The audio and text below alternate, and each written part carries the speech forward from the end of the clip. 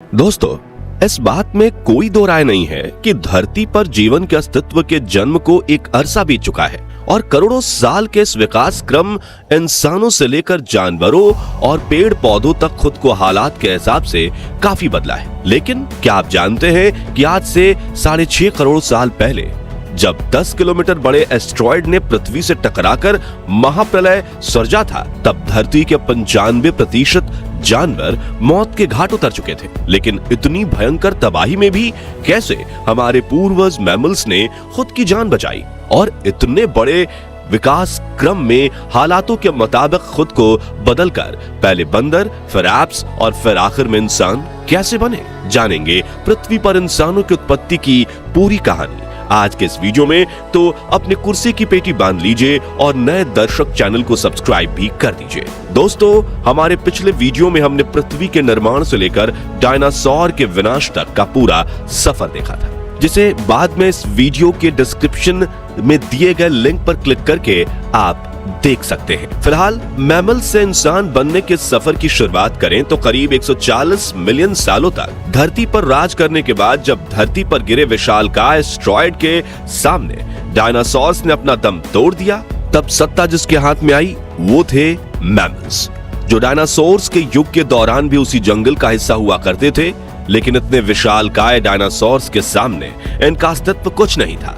लेकिन 6.5 करोड़ साल पहले जब पृथ्वी ने अपने इतिहास के सबसे बड़े महाप्रलय का सामना किया, तब जमीन के अंदर बिल बनाकर रहने की वजह से ये मैमल्स जिंदा बच गए और आगे आने वाले भविष्य इनके नाम लिखा जा चुका था। आसान शब्दों में कहें तो अब मैमल्स के पास जंगल पर अपनी ताकत स्थापित करने का मौका आ गया था। आज के चूहों जैसे दिखने वाले इन स्तनधारी जीवों को जमीन के अंदर छिपे रहकर शरीर जला देने वाली गर्मी से बचने का अवसर मिला था, जबकि डायनासोर्स का आकार ही उनका सबसे बड़ा दुश्मन बन गया, क्योंकि जब 10 किलोमीटर बड़ा एस्ट्रॉयड आग के गोले में तब्दील होकर पृथ्वी से टकराया था, तब इतना बड़ा धमाका हुआ था कि 90% डायनासोर्स तो इस प्रलय का सामना करते हुए ही कुछ दिनों में मौत के घाट उतर गए, जबकि बचे हुए 10% डायनासोर्स को भी वातावरणीय बदलाव तड़पा कर मार रहे थे। एस्ट्रॉयड के टकराने से उत्पन्न हुई गर्मी और धूल के बादलों ने पृथ्वी के वातावरण को पूरी तरह से ढक लिया था। अब धरती पर सूरज की रोशनी तक नहीं पहुंच पा रही थी, लेकिन सतह पर मौजूद गर्मी की वजह से बहुत सारे जानवर मारे जा चुके थे। धूल के बादलों ने कई सालों तक पृथ्वी को ढके रखा, जिस वजह से पेड़ पौधे पूरी तरह से नष्ट हो गए और सूरज की रोशनी न मिलने पर पृथ्वी धीरे धीरे ठंडी होने लगी थी। यानी एक बार फिर आइस एज ने पृथ्वी के दरवाजे पर दस्तक दे दी। वातावरण में कार्बन डाइऑक्साइड का स्तर बढ़ चुका था। डायनासोर्स की सभी प्रजातियां पूरी तरह से विलुप्त हो चुकी थी। यहां तक कि पृथ्वी पर बसने वाले कुल जीवों में से 95% जानवरों ने मौत को गले लगा लिया था। बचे थे तो केवल 5% जानवर, जिनमें से ज्यादातर मैमल्स के परिवार से संबंध रखते थे, जिन्होंने भोजन के लिए हर तरह के कीड़ों और जानवरों को अपना शिकार बनाया और इस महाप्रलय में सरवाइव करने की जीतोड़ कोशिश में लगे रहे।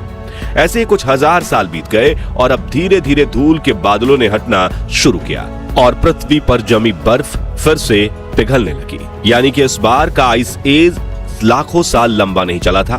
धरती पर एक बार फिर वातावरण ने सामान्य होना शुरू किया और इकोसिस्टम फिर से अपने पुराने फेज में आने लगा। इस दौर में मैमल्स की प्रजाति केवल 5% तक ही सीमित थी, लेकिन एडेप्टिव रेडिएशन के चलते या मैमल्स इवॉल्व होना शुरू हो गए और इनमें से कई नई प्रजातियों ने जन्म लेना शुरू किया और आज से करीब 5.5 करोड़ साल पहले इन्हीं मैमल्स की एक प्रजाति ने हमारे पूर्वज यानी बंदरों का रूप लिया। हालांकि शुरुआती बंदर काफी हद तक मैमल्स की तरह ही दिखते थे।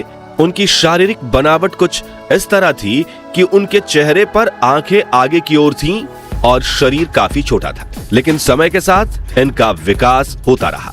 आने वाले टाइम पीरियड में प्राइमेट्स के सर में एक अहम विकास हुआ, जिसकी वजह से इनकी रीढ़ की हड्डी में भी बदलाव आया और ये चारों पैरों की बजाय 2 पैरों पर खड़ा होना सीख गए। दूसरी तरफ मां प्रकृति का भी इवोल्यूशन हो रहा था। चारों तरफ एक बार फिर हरियाली छाने लगी थी।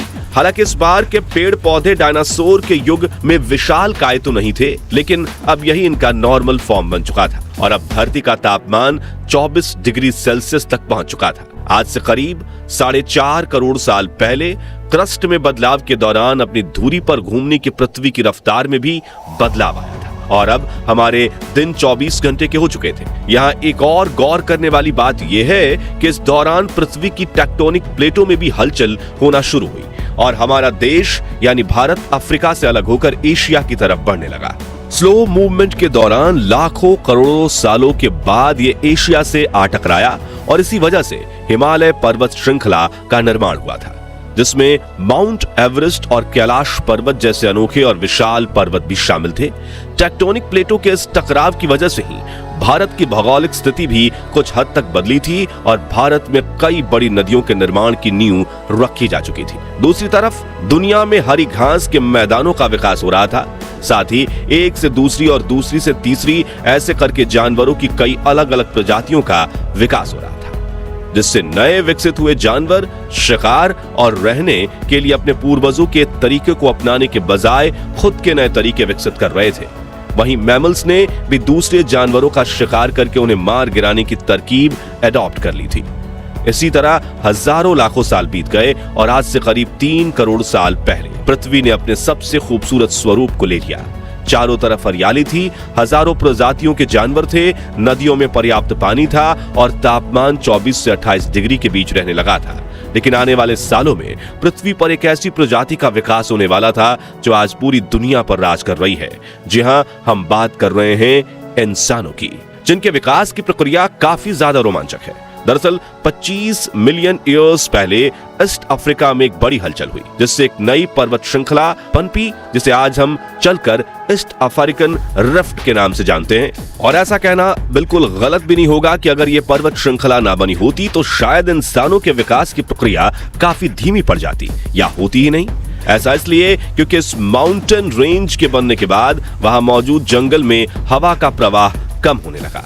नमी वाली मौसमी हवा और बादलों को ये पर्वत श्रृंखला एक ओर से दूसरी ओर जाने से रोक रही थी, जिससे वहां का मौसम गड़बड़ा गया और काफी लंबे समय तक बारिश भी नहीं हुई, जिस वजह से अफ्रीका के ये घने जंगल धीरे धीरे ठंडे और सूखे पड़ने लगे। बड़े पेड़ों की तादाद घटने लगी और उनकी जगह ले ली छोटे छोटे पौधों और घासों ने, जिस वजह से पेड़ों पर रहने वाले बंदरों को खाने की कमी होने लगी और उनमें से कुछ ने खाने की तलाश में जमीन पर उतरकर 2 पैरों पर चलना शुरू किया, जिससे उन्हें दूसरे जानवरों का शिकार करने में मदद मिलती थी।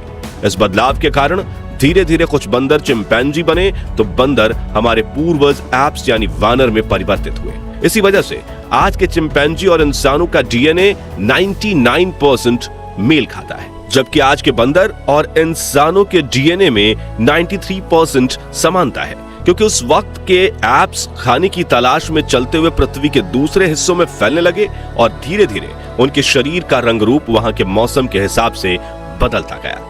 लाखों सालों तक चले इस एवोल्यूशन में एप्स के शरीर, दिमाग और बुद्धि में तो काफी बदलाव आया था, लेकिन इनके हाथ अभी भी काफी लंबे थे। पेड़ों पर इधर उधर झूलने की वजह से इनके हाथ का आकार बिल्कुल टांगों की तरह ही था। लेकिन हजारों सालों के विकास के दौरान इन्होंने एक नोटिस की, जिसके मुताबिक हाथों से लटकने के मुकाबले ये पैरों से चलने के दौरान ज्यादा एनर्जी बचा सकते थे और खाने की तलाश में लगातार ज्यादा डिस्टेंस भी कवर कर सकते थे, जबकि हाथ की मदद से भोजन खोज कर उसे खा सकते थे।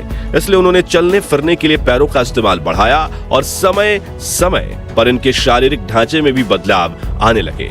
साथ ही इनकी खोपड़ी की बनावट में भी बदलाव होता गया और वो पहले से बड़ी होती गई, जिसके साथ ही उसके अंदर मौजूद दिमाग का भी विकास होने लगा और उनका सर्वाइवल इंस्टिंक्ट काफी पावरफुल होता जा रहा था, जिसका इस्तेमाल करके ही हमारे पूर्वजों ने सबसे पहले पत्थर नुकीला बनाकर हथियार के रूप में इस्तेमाल करना शुरू किया था, जिससे उनकी बुद्धि के साथ हाथों की उंगलियों और अंगूठों में भी मजबूती आने लगी थी और विकसित होकर ये एप्स अब होमो इरेक्टस में तब्दील हो गए थे।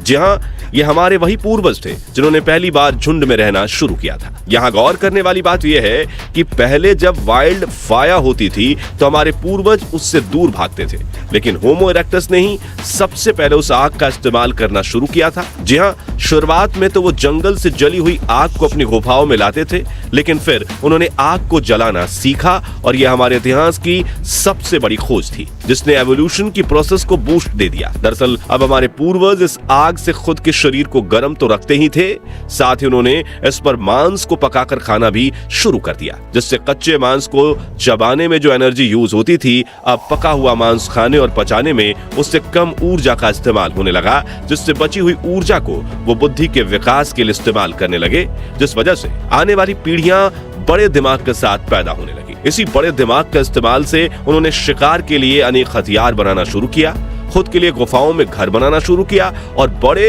बड़े पत्तों से कपड़े और गहने बनाकर उन्हें पहनना भी शुरू किया। और ऐसी कई खोज के साथ उनका जीवन तो आसान बना ही, साथ ही दिमाग भी विकसित होने लगा।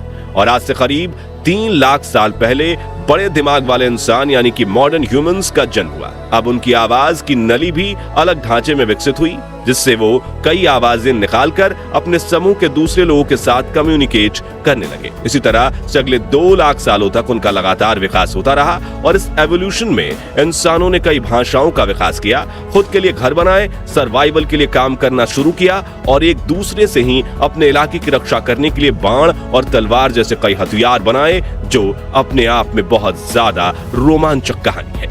लेकिन अगर हम आज उस टॉपिक को कवर करेंगे तो वीडियो काफी लंबा बन जाएगा, इसलिए अगर आप इस सीरीज का पार्ट 3 देखना चाहते हैं तो कमेंट बॉक्स में नेक्स्ट पार्ट जरूर लिखिए और वीडियो पसंद आया हो तो इसे लाइक और शेयर जरूर कीजिए। साथ ही अगर आपने इस सीरीज का पार्ट 1 नहीं देखा है, मिस कर दिया है, तो डिस्क्रिप्शन में दी गई लिंक से आप उसे देख सकते हैं, जिसमें हमने पृथ्वी के निर्माण और पृथ्वी पर मछली के रूप में हमारे सबसे पुराने पूर्वजों के जन्म से लेकर डायनासोर्स के विकास तक की बात की है। साथ ही ऐसे ही रोमांचक वीडियो देखते रहने के लिए हमारे चैनल को सब्सक्राइब और फेसबुक पेज को फॉलो जरूर कर दीजिएगा। धन्यवाद।